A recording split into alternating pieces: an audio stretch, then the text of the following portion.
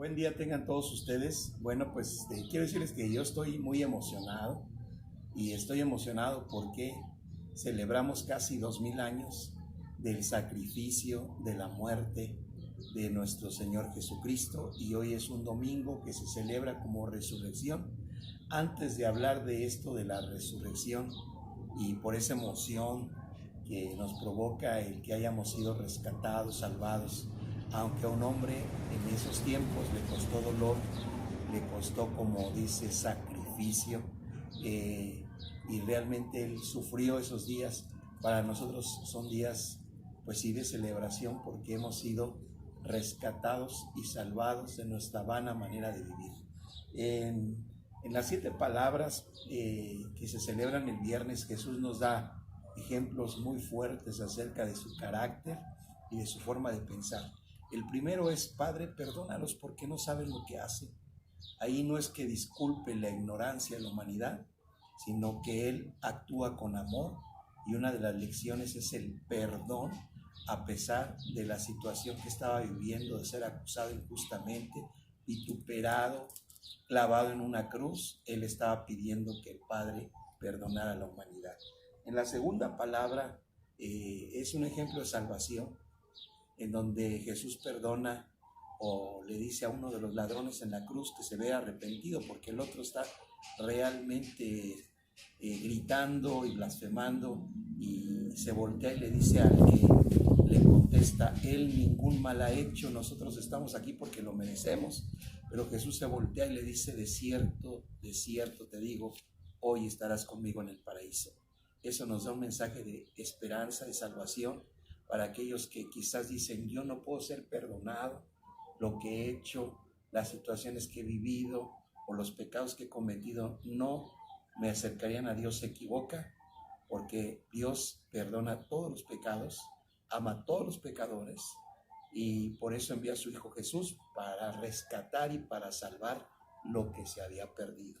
Y bueno, pues después viene la lección de la palabra, donde Jesús se encarga de su mamá en un amor filial, diciéndole al discípulo, encargándole a su mamá y diciéndole en Juan 19:26: hijo, he ahí tu madre, madre, he ahí tu hijo.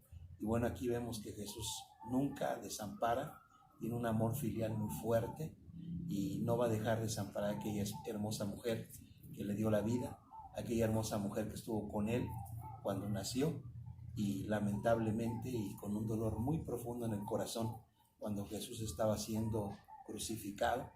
Yo creo que ninguna mamá que se puede imaginar esta situación de estar viendo cómo asesinan a su hijo, pues es una situación muy fuerte.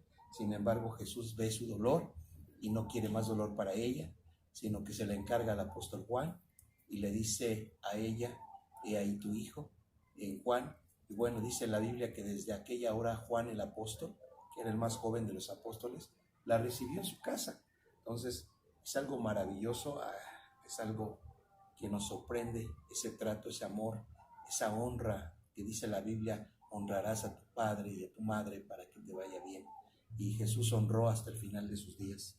En la cuarta palabra, cuando dice: Dios mío, ¿por qué me has desamparado?, Jesús nos enseña la redención. ¿Qué es la redención? Comprar por precio. ¿Y quién es el precio? El precio es Jesús. El precio era pagado por su vida, era pagado por su sacrificio. Juan 1:29 dice: aquí el Cordero de Dios que quita el pecado del mundo.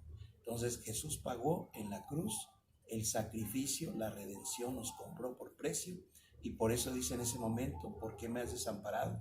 Porque Dios y el pecado no tienen relación. Dios ama al pecador, pero aborrece el pecado. Y en ese momento se aleja de su Hijo, y su Hijo está sintiendo lo que es la muerte espiritual, lo que es estar alejado de Dios, vivir sin Dios, como muchos viven sin Dios.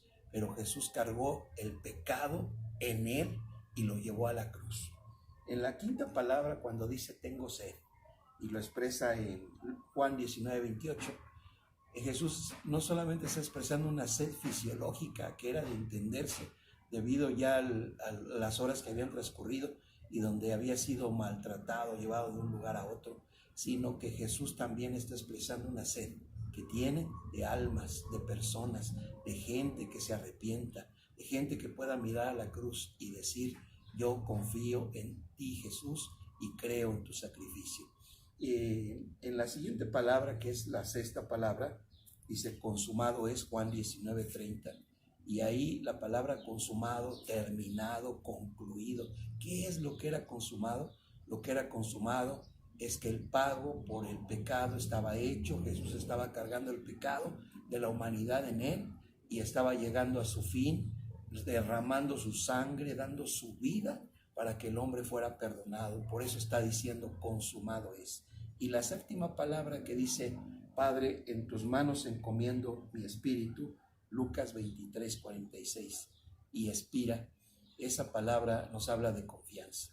Hasta el final de sus días él estaba confiando en Dios, como aquellos que pueden llegar al final de sus días y tener una palabra de confianza en Dios, aunque estemos en el hecho de dolor, poder decir: Padre, en tus manos encomiendo mi espíritu. Y así expiró con confianza, con amor. La redención había sido concluida, la muerte estaba presente, él expira y se la pasa en el sepulcro durante ese día que era el viernes o el día antes del Sabbat, porque el Sabbat judío comenzaba a las 6 de la tarde y ya no tenían que hacer nada los judíos.